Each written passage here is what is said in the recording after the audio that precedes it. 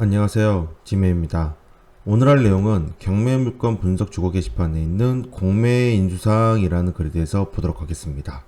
공매도 인수사항이 있을 수가 있습니다. 압류재산 공매를 얘기합니다. 원비디에서 진행을 한다고 해서 전부 다 압류재산 공매는 아닙니다. 압류재산 공매에 대해서만 얘기를 합니다. 보시면 아파트인데요. 의정부시에 나와 있는 아파트인데 공매재산 명세서를 살펴보면 전입세대가 있습니다.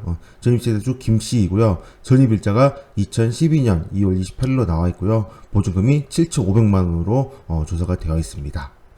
그런데 이 세입자의 경우에는 배분요금 및 채권 신고 현황을 봐보시면 보다시피 세입자가 배분요구를 하지 않았습니다.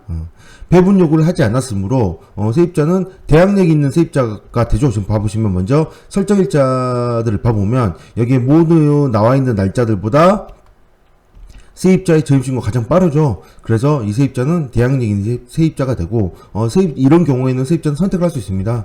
배당 요구를 해서 배당을 받고 나갈 수도 있고요. 배당 요구를 하지 않고 기존의 계약대로 계속 살 수가 있습니다. 2012년도니까 2014년, 2016년, 2018년까지 살 수 있지 않을까. 2018년 이런 식으로 2년으로 자동 연장이 되므로 계속 배당 요구를 하지 않고 계속 살 수가 있는 상황입니다. 이 경우에 세입자가 배당 요구를 하지 않았으므로 세입자의 경우에는 7,500만 원을 그대로 인수사항이 돼서 낙찰자는 이 물건을 낙찰받고 시간이 이 세입자가 계약 기간이 끝났을 때 세입자에게 이 보증금을 7,500만 원을 돌려주고 내보내야 되는 그런 상황이 되는 거죠. 그래서 이 물건은 7,500만 원 인수사항이 됩니다. 근데 이제 한 가지 여기서 살펴봐야 될 게 있습니다.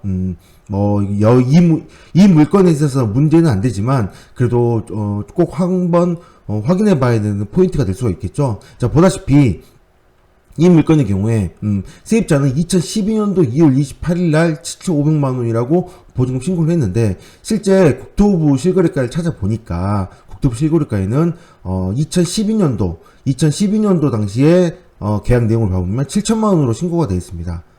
7천만 원 신고가 되어 있는데 지금 세입자는 7,500만 원으로 보증금을 얘기한 거죠. 지금 500만 원 차이가 나고 있습니다. 이 500만 원 뭘까요? 당연히 세입자가 증액을 한 걸로 보입니다. 물론 좀 다른 원인일 수도 있겠지만 일단 여기 상황에서는 서류상에서는 500만 원이 증액한 걸로 보이는데요. 과연 이 500만 원이 증액한 500만 원도 대항력이 있느냐 없느냐입니다. 나중에 낙찰받고 나서 계약 기간이 끝나고 나서 세입자가 7,500만 원이 보증금입니다. 주세요라고 했을 때 7,500만 원을 다 줘야 되느냐 말아야 되느냐 이거에 대한 고민을 해봐야 된다는 거죠. 7,500만 원이 전액 대항력이 있다면 당연히 7,500만 원을 줘야 되는데 만약에 7천만 원만 대항력이 있고 500만 원이 대항력이 없다면 500만 원 주지 않아도 되는 거죠. 그 구분점은 어떻게 봐야 되냐면 증액한 시점입니다. 과연 500만 원을 언제 증액을 했는지 이걸 꼭 살펴봐야 되는데요. 이 물건에 있어서 등기된 날짜들 봐보면 압류된 날짜들 봐보면 2015년 2월 5일, 2015년 2월 10일 그리고 2014년 9월 22일 날 압류 등기가 되어 있습니다.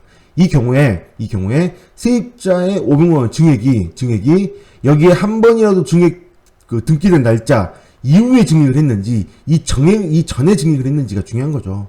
물론 이 물건에 있어서는 2012년 2월 28일이니까 아마도 2014년 2년 이후인 2014년 2월 28일에 증액했을 가능성이 높겠죠. 2014년 2월 28일에 증액을 했다면 당연히 모든 날짜보다 빠릅니다. 그래서 증액한 500만 원도 대항력이 있어서 그 물건도 그 부분까지 인수를 해야 되는 포인트가 될 수 있는데 만약에 이 물건에 있어서는 정확히 이제 일단은 이 물건은 아닐 가능성이 높지만 만약에 2014년 9월 22일 이후에 500만 원을 증액했다면 인수사항이 아니게 되므로 낙찰자 입장에서는 꼭 확인을 해보셔야 된다는 거죠. 어떻게 확인하면 되나요?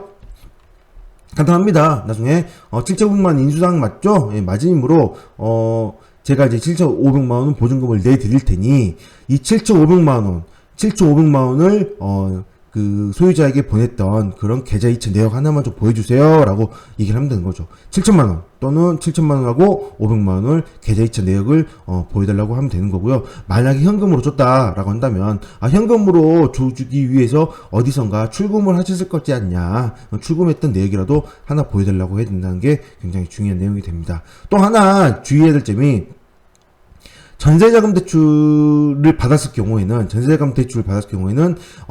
은행에 줘야 되는 상황이 있는 경우도 있을 수 있거든요. 물론 전부 다 그런 건 아니지만 세입자에 주지 않고 은행에 줘야 되는 상황이 있을 수 있는데, 그거를 파악하지 못하고 세입자한테 7,500만 원 주게 되면 문제가 커질 수도 있습니다. 그러므로 이때 뭐 동일합니다. 마찬가지입니다. 이때 7천만 원 또는 7,500만 원을 이체한 흔적을 좀 보여주세요라고 한다면 그 흔적을 보면 알 수 있다는 거죠. 소유자한테 이체를 했는지. 만약에 전세자금 대출을 받았다, 그럼 이 7천만 원조차도 이체된 내역이 없겠죠. 왜냐, 당연히 전세자금 대출 받은 곳에서 소유자한테 바로 이체가 되기 때문에 그 부분을 확인해 보시면 됩니다. 그래서 만약 그런 경우까지 확인이 됐다, 그러면 그럼 이 세입자한테 주면 안 되고 이 전세자금 대출 받았던 곳에 문의를 해서 그쪽에 줘야 되는지 꼭 확인을 하셔야 된다는 거죠.